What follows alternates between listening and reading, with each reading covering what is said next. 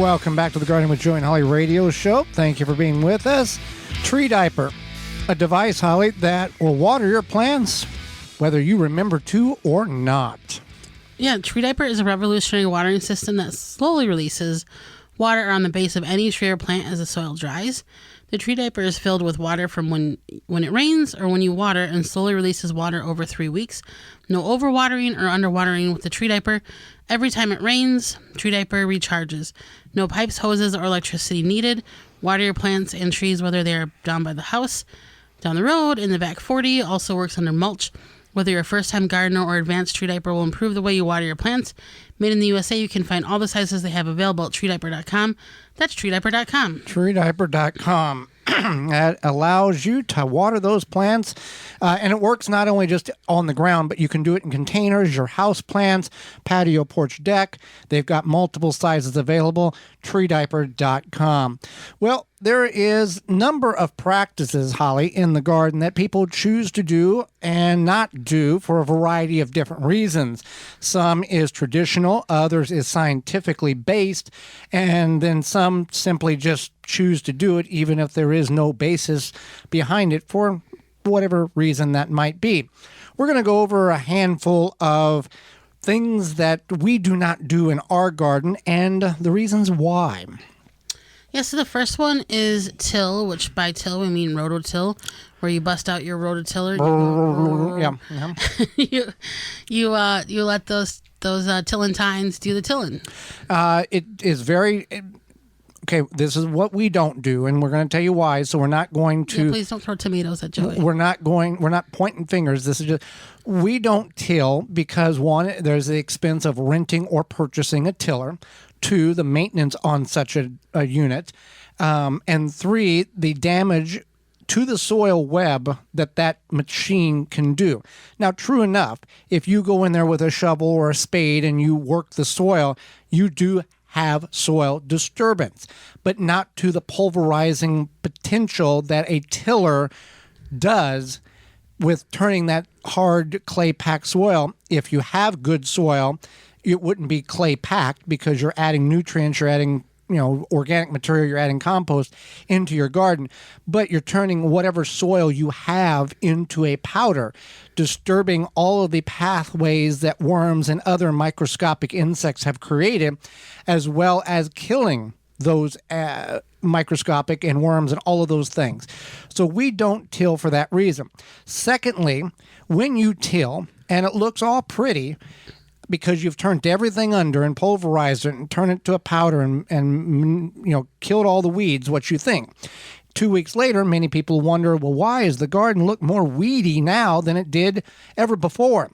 Many weeds propagate from root cuttings, whether by natural or human. When that tiller tine goes in there and cuts those roots up, it cuts those roots up into dozens of pieces. And these plants are survivalists.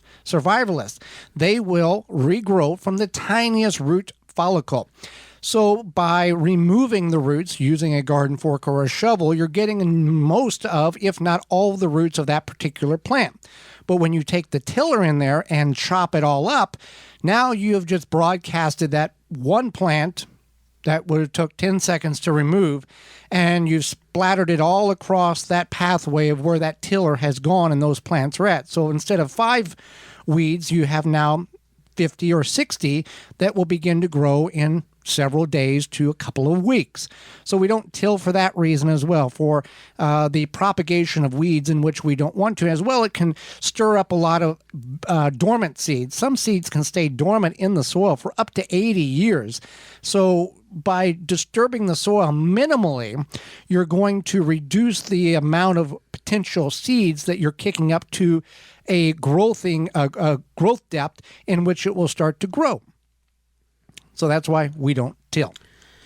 Well, that's a really good explanation. So our second one is we don't grow corn. We have, and we don't do it anymore. We simply did it for video ways to, for educational yeah. purposes on our parent website, the WisconsinVegetableGardener.com. You can go there. You can put in the search engine, growing homemade corn, or growing backyard corn, growing corn, sweet corn, and we take you from the very beginning all the way through harvest in one video. Corn takes a tremendous amount of nutrients to grow. And at the peak of summer or this time of year, you can get corn from anywhere from 25 to 50 cents an ear at most grocery stores, and even cheaper in bulk at a farmer's market.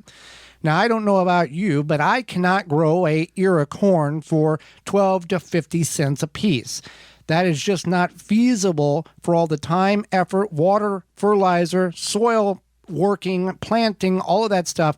Can't do it. Much easier to just go purchase it and support a local farmer or farmer's market or an independent grocery store rather than putting the effort in and trying to grow 8, 12, 25, 30 ears of corn when you could just grow tomatoes in that area and get 20 or 30 or 50 pounds of tomatoes in the same square footage as that corn would take to grow. We do not grow broccoli or cauliflower, Holly. Why is that? Because we grew sad broccoli and cauliflower, if anything. We just grew the plant. We didn't even get anything out of it. No, there was like one time we had a teeny bit of broccoli. One time. And maybe, I think maybe some cauliflower. No cauliflower, a little bit of broccoli. A little bit of broccoli. So I don't know, for whatever reason, we cannot grow broccoli or cauliflower. We fail. So we decided that we're just not going to try. Stop trying. There are people that can grow that stuff. There are people that can, in your neighborhood, you can grow things that your neighbors can't for whatever reason. And there's things that your neighbors can grow that you can't for whatever reason. So once you've failed a couple of times, or 3 or 4 or 5, there's a certain point where you have to decide, should I keep trying, knowing that it's probably going to end up the same way? We tried to grow rutabagas for many years in the spring. Out of 6 tries, we had 1 good harvest, so we stopped growing them in the spring and strictly grow them in the fall. Plant them here in Zone 5A on August 1st, the turnips and the rutabagas, and harvest them early November, and they worked out just fine. So we don't grow broccoli, cauliflower because it's not worth the continued effort of trying to make it grow when it just simply will not, no matter which way, up, down, sideways, that we try to make it grow. That's our decision, and we can, we can purchase it at a farmer's market or, wherever. And you may be trying to grow something that you really don't like. So think about that as well. I mean, we like broccoli and cauliflower, but there's people that we've talked to at Garden Talks are like, I'm trying to grow this. Well, do you like this? Well, not really. So why are you trying to grow it? I mean, you made me grow celery, and I don't like celery. So well, celery is good for a lot of reasons. No, it's not. If you want to write into Holly, care of the Garden Talk Radio at gmail.com, and let her know how wonderful celery is for you. I don't really think it's that good for you. I think that's a myth. Well, we do not use pesticides or herbicides, Holly. No, we do not. And maybe they have their place. Maybe there's times that we possibly should have used them, or you would think that would be the easier way, and it probably is. But we choose to live in harmony with our garden and our ecosystem, hold hands with our fellow tomato plants and pepper plants, and we just choose not to, and that's our choice. So that's that. And chemicals, the herbicides and the pesticides, many places that our show is being broadcast on terrestrial radio is large, big-time farm country where that is how it's got to be done in order for things to grow in the field. So, and that's understandable. Yeah, not knocking it, just saying why we don't choose to use it, because we ingest enough pesticides outside of the garden that we think we've got our balance. So the next one is we try to not avoid problems that we are seeing develop in the garden. So this happens. It's just like, say, maybe you bump your knee and you're like, oh, that hurt really bad. And then, you ignore the problem and it doesn't get any better. And then you eventually have to address that problem. But maybe it might have snowballed into something larger. And if you just addressed it right away, then you would have, it was an obvious problem. You would have had less aftermath. Now you got to pull out all 8 zucchini plants. Now you have to get a new knee. I don't know. That's probably a bad metaphor. But yeah, so if you ignore one problem and it's an obvious problem and you're like, well, it might get better tomorrow or next week, and it is pulling out the zucchini plants because you had the, what's it called? Squash vine borer or squash beetle or anything that powdery mildew. Potato beetle. Yeah, potato beetle, yeah. Tomato hornworm. Whatever it is. Whatever it is. So when you ignore that problem initially, it becomes a lot of times a larger problem. If it is something that you're like, I'm literally going to watch it for 3 days, that's different. But you do want to address it sooner than later, especially when it's obvious. Well, what is obvious to many of us when we walk into our gardens, Holly, is that the Japanese beetles have basically rented our gardens without paying us and are destroying the property, and we can't get we can't charge them for it. No. No. Well, we can charge them for it because we're about to use Phylum Bioproducts Beetle Gone on them, and right.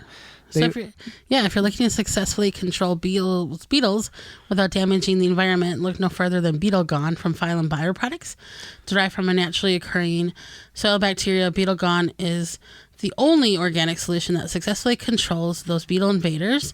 Just mix the powder with water, spray on your plants. Once ingested, the targeted pest will stop feeding and die. And since it's an organic BT product, it's a great choice to use on your fruits and veggies in addition to your ornamental flowers and trees. Not only does Beetle Gone work, but the best part about the Beetle Gone, BeetleGone.com, is that you can use it around beneficial insects like butterflies, bees, and ladybugs with no toxicity to water.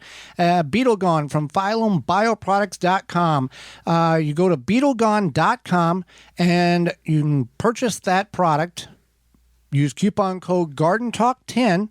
Save 10% on your order at BeetleGone.com, and you can not only get your money back from the beetles not paying for rent on your garden, but you can salvage much of your vegetation, whether it's roses or beans or anything in between your trees.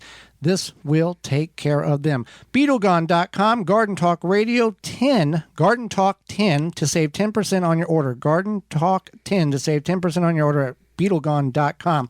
For more information, please visit theWisconsinVegetableGardener.com.